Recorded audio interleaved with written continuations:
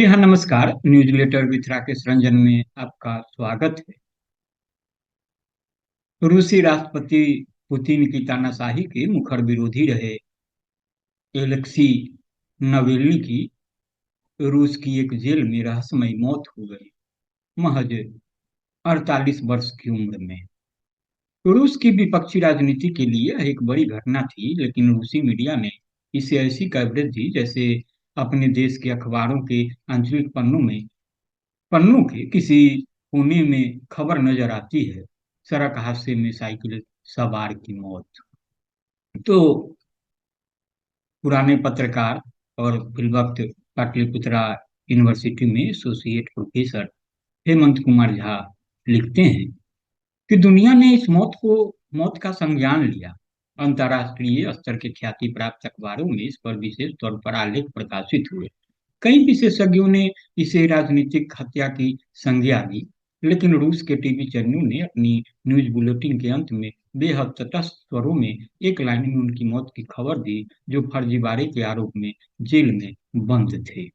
जब दुनिया ने उंगली उठाई तो रूस के कई बुद्धिजीवी पुतिन की सरकार के समर्थन में वक्तव्य जारी करने लगे। हालांकि रूस के कई शहरों में इस घटना के विरोध में शोक सभाएं आयोजित हुई, प्रदर्शन किए गए, जिनका पुलिस ने सख्ती से दमन किया। कितने सारे लोग जेल में डाल दिए गए, कितनों को कोर्ट ने पुलिस रिमांड पर भेज दिया। अलेक्जेंडर सोल्जेनित्सिन ने इस रूस की कल्पना तो नहीं की होगी जो सोवियत संघ के दौर में जनता के लोकतांत्रिक अधिकारों और अभिव्यक्ति की स्वतंत्रता के लिए मुखर रहे एक बड़े लेखक थे। उन्हें कम्युनिस्ट तानाशाही के खिलाफ बोलने लिखने के कारण अमेरिका में लंबा निर्वासन झेलना पड़ा। उनके उत्कृष्ट लेखन के लिए उन्हें साहित्य का नोबेल पुरस्कार दिया गया था।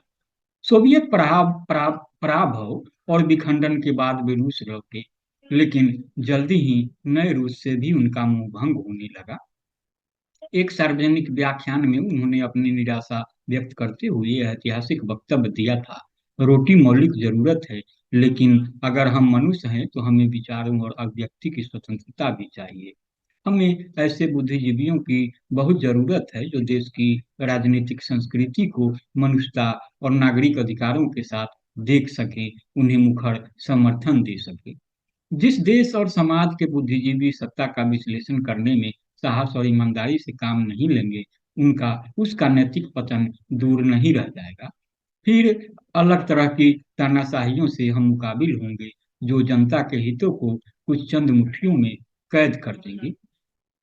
रूस ने सोल्जेनित्सिन की आशंकाओं को सही साबित किया।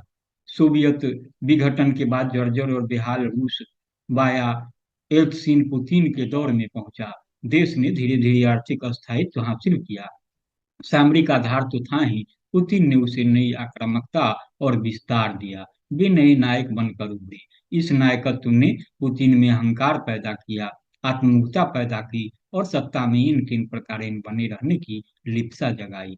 नई सदी कि रूस में नए उद्योग घराने उभरे, जिनके लिए व्यावसायिक लाभों की खातिर नैतिकता और मानवीय शुचिता कोई मायने नहीं रखती थी।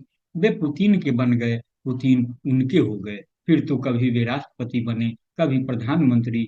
वे जो बनते थे, रूस में वही पद सर्वशक्तिमान हो जाता रहा। एक नया दौर था, टेक्नोलॉजी का जमाना, मीडिया के न जाने कितने हुए, ऊपर से सोशल मीडिया का सर्वव्यापी प्रसार।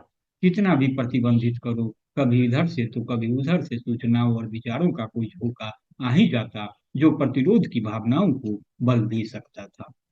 नए दौर में नेताओं को ब्रांडिंग की जरूरत अधिक ही महसूस होने लगी, पुराने दौर वालों से बहुत ज्यादा। पुतिन और उनके निकट के सलाहकारों ने भी इस जरूरत को शिद्दत से महसूस किया।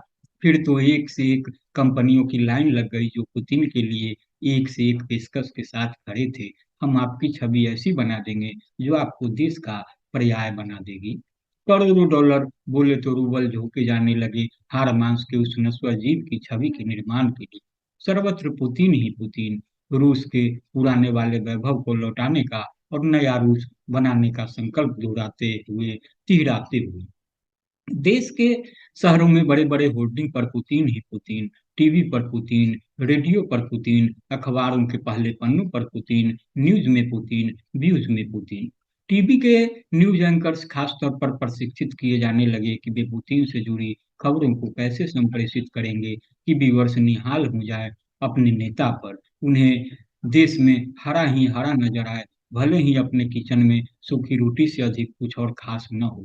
एंकर्स को इसके लिए खास तौर पर ट्रेंड किया गया कि किसी कारणवश किसी विपक्षी नेता या पार्टी के बारे में बोलना जरूरी ही हो जाए तो मुद्रा और स्वरों में उपहास के तत्व जरूर झांकते नजर आए। तो रूस के न्यूज एंकर्स ने अद्भुत मेधा का परिचय दिया और कहा जाता है कि जितनी ही प्रोफेशनल पटुता से वे पुतिन की छवि निखारते हैं, उतनी ही कुशलता से विपक्ष के नेताओं का उपहास उड़ाते उन्हें सवालों के घेरे में लाते हैं। रूस के कई विपक्षी नेता जेलों में बंद हैं, किसी पर कोई आरोप, किसी पर कुछ और आरोप। जो जितना साहसी प्रतिरोधी, उस पर उतने ही सख्त आरोप। कोई नहीं बता सकता कि आरोप कितने वास्तविक हैं, कितने राजनीतिक। राजनीतिक तानाशाहियों में कुछ बातें सार्वभौमिक होती हैं, कुछ तत्व अस्थायी भाव की तरह होते हैं। निरंतर भय में जीना उसकी नियति है। यह भय एक ओर उन्हें अधिक निरंकुश बनाता है, दूसरी ओर उन्हें उन लोगों के साथ और अधिक संबद्ध करता है जिन्होंने एक ब्रांड के रूप में उनको उभारने में मदद की। उनके निजी, राजनीतिक और व्यावसायिक हित उनसे जुड़े हैं।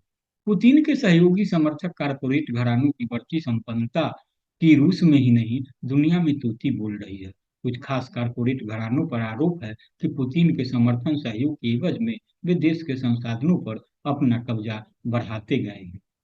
रूस के सामान्य नागरिक वास्तविक तौर पर कैसा जीवन जीते हैं, यह कोई छुपी बात नहीं। जीवन स्तर को लेकर जितनी भी वर्ल्ड रैंकिंग्स नजर आती है, उनमें अमेरिका, जापान, सिंगापुर, दक्षिण कोरिया आदि के साथ ही अधिकतर यूरोपीय देश भी रूस से बहुत ऊपर हैं। पुतिन ने रूस को संभाला, उसे फिर से खड़ा करने में बड़ी भूमिका निभाई।